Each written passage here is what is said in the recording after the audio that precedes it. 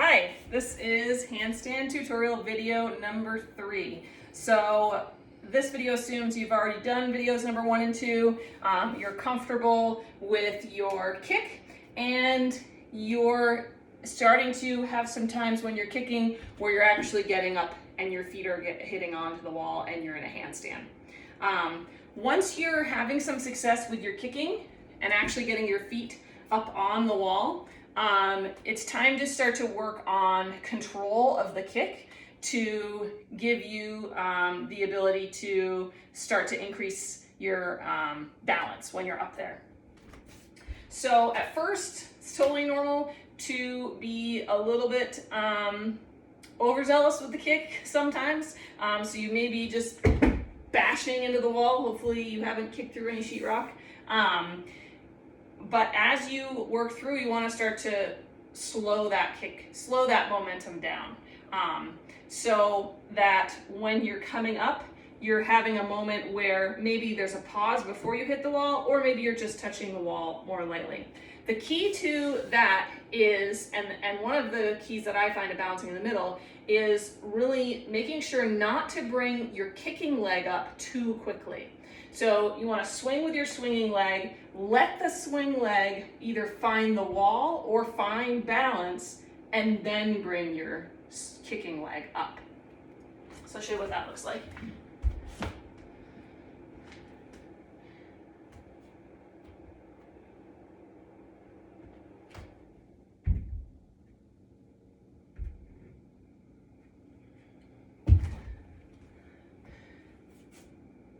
Practice that.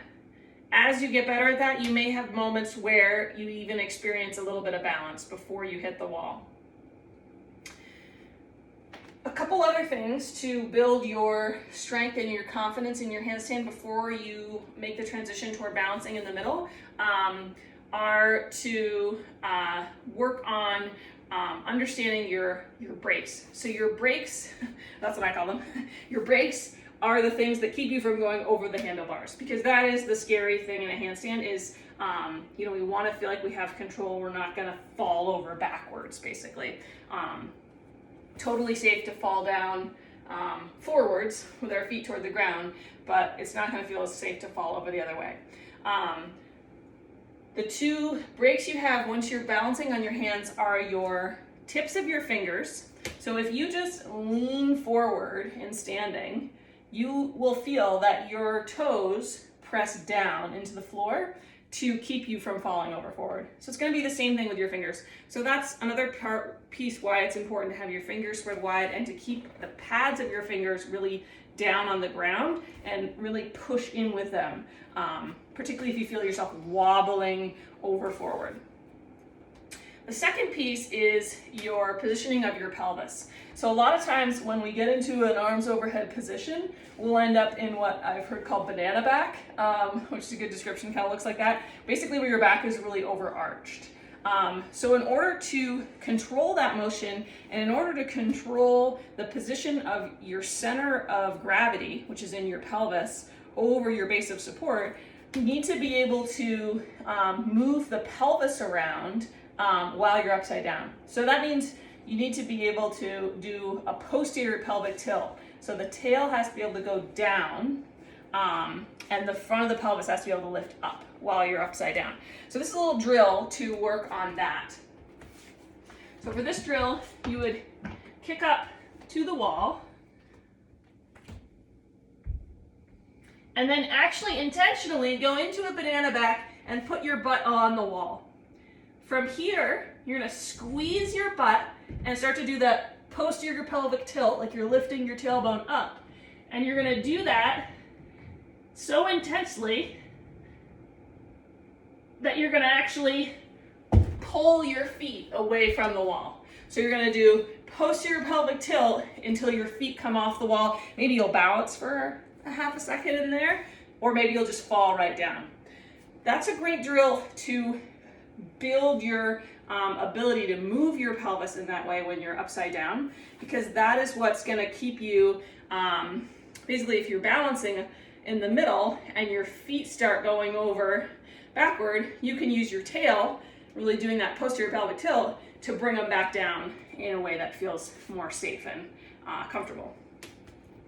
Another drill that you can do once you're working on balancing at the wall is you can do a drill where you have only one foot touching the wall, which puts you in a little more realistic handstand position. This one you do a little further away from the wall, so maybe your feet are, or your hands are a foot away or so. And then you're gonna kick up.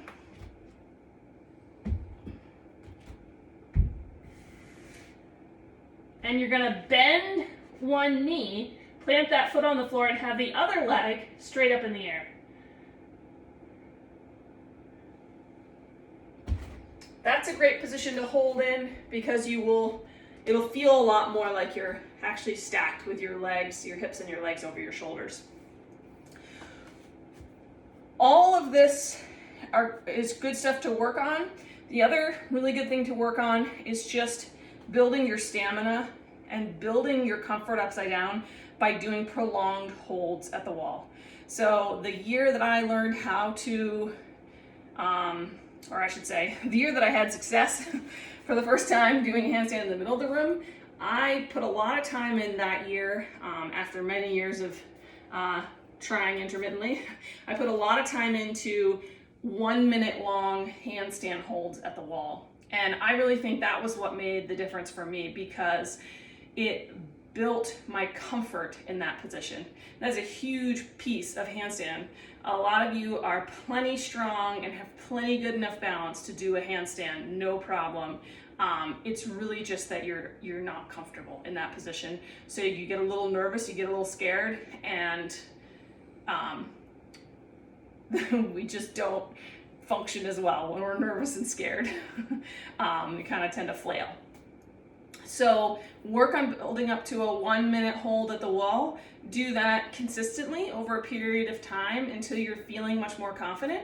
And then when you're ready, you can move on to kicking up in the middle. And if you want some help with that, you could click on to video number 4 and we'll work on kicking up outside where it's a little bit softer landing.